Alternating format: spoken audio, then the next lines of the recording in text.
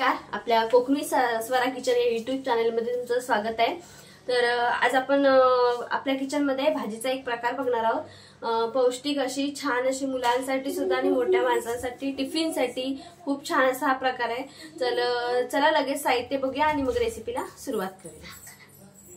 तर आज आपण इथं ब्रोकोलीची भाजी करणार आहोत।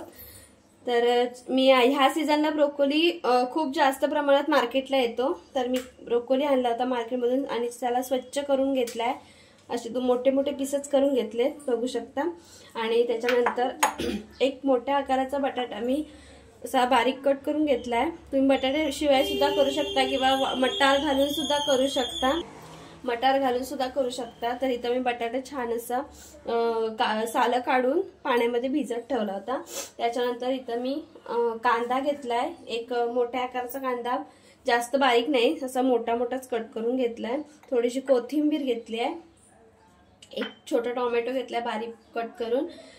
फोडणीसाठी इथं मी राई आणि जिरं घेतलंय थोडं, मीठ घेतलंय चवीनुसार आणि मसाले। जर तुम्हाला मसाले वापरायचे नसतील तर तुम्ही मिरच्या कट करून वापरलात तरी चालू शकतं। तर मी इथं मसाले काय काय घेतले, सुक्या मसाल्यांमध्ये मी इथं लाल तिखट, हळद घेतली, थोडासा किचन किंग मसाला घेतलाय आणि घरगुती गरम मसाला। तर लगेच आपण इथं भाजी बनवायला घेऊयात। त्यासाठी इकडं गॅसवरती मी पातेलं ठेवलं होतं। पातेलं गरम करायला ठेवलं। पातेलं गरम झालं की त्याच्यामध्ये आपल्याला घालायचं तेल। ही भाजी आपल्याला पाणी न टाकता शिजवायची, त्याच्यामुळे थोडंसं किंचितभर तेलाचं प्रमाण आपल्याला जास्त करायचंय। तेल छान कडकडीत गरम करून घ्यायचंय। तेल गरम झालं की त्याच्यामध्ये आपल्याला राई आणि जिरे घालायचे। तुम्हाला जर हवं असेल तर तुम्ही लसूण सालं काढून छान असं ठेचून सुद्धा घेऊ शकता। थोडासा मी तेलामध्ये परतून घेतलाय राई आणि जिरं। थोडं चटकायला लागलं की आपण त्याच्यामध्ये घालणार आहोत कांदा। आणि कांदा आपल्याला एकदम जास्त म्हणजे गुलाबी रंगावर येईपर्यंत परतायचा नाहीये, थोडासा ट्रान्सपरंट म्हणजे मऊ पडेपर्यंत आपण छान असा परतून घेऊया कांदा। एक साधारणतः 2 मिनिटं आपण कांदा परतून घेतलाय, छान असा मऊ पडलाय। तर आता त्याच्यामध्ये आपल्याला लगेच टोमॅटो घालायचं। टोमॅटो सुद्धा आपण 1-2 मिनिटांसाठी परतून घेणार आहोत। थोडीशी मी ह्याच्यामध्ये कोथिंबीर घालणार आहे, एक छान वेगळी चव येते भाजीला। मग 1-2 मिनिटांसाठी टोमॅटो सुद्धा परतून घ्यायचे, जास्त मऊ सुद्धा करायचं नाही आपल्याला। छान मिक्स करून घेतलाय। लगेचच आपण इथे सुके मसाले घालूयात।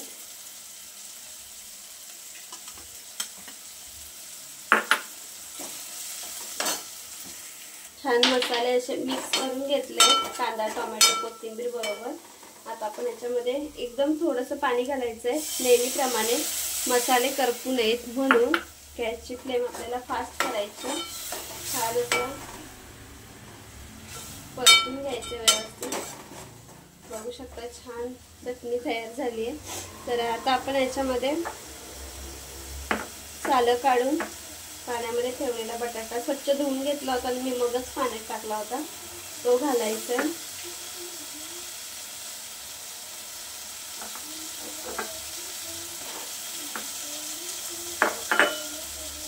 छान मिक्स करायचं।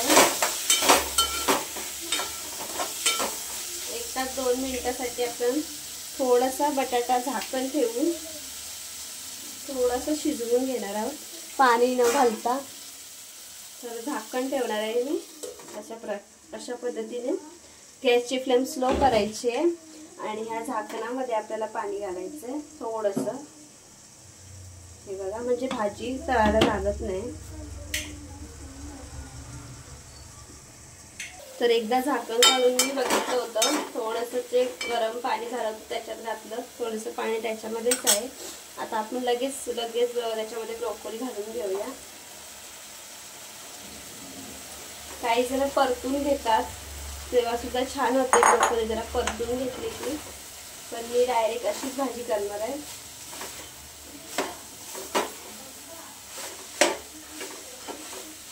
सगळं मिक्स करून घ्यायचं आहे आणि जे गरम झालेलं आहे ते पाणी घालायचं आहे आपल्याला झाकणावरचं.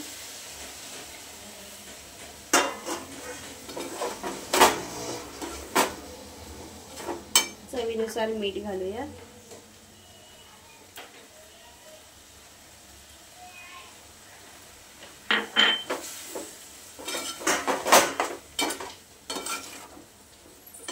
छान अशी ही आपल्या आरोग्यासाठी छान अशी भाजी आहे ब्रोकोलीची. डायबिटीसचा माणूस जो असेल त्याला डायबिटीस कंट्रोल करण्यासाठी म्हणजे नियमितपणे व्यवस्थित राहण्यासाठी आणि लहान मुलांमध्ये रोगप्रतिकारक शक्ती वाढवण्यासाठी खूप छान आहे. ब्रोकोलीमध्ये खूप विटॅमिन वगैरे आहेत, त्याच्यामुळे एकदा तर नक्की आठवड्यातून किंवा महिन्यातून भाजी खाल्लीच पाहिजे ही.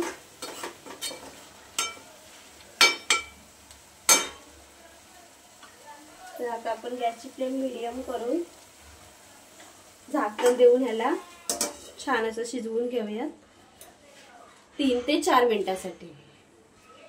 तर बघा पाणी छान असं आटून गेलंय भाजीतलं, पूर्ण सुकली भाजी. छान अशी रेडी झाली. ब्रोकोली बटाटा छान शिजला आहे. आता आपण इथं कोथिंबीर घालूया वरतून.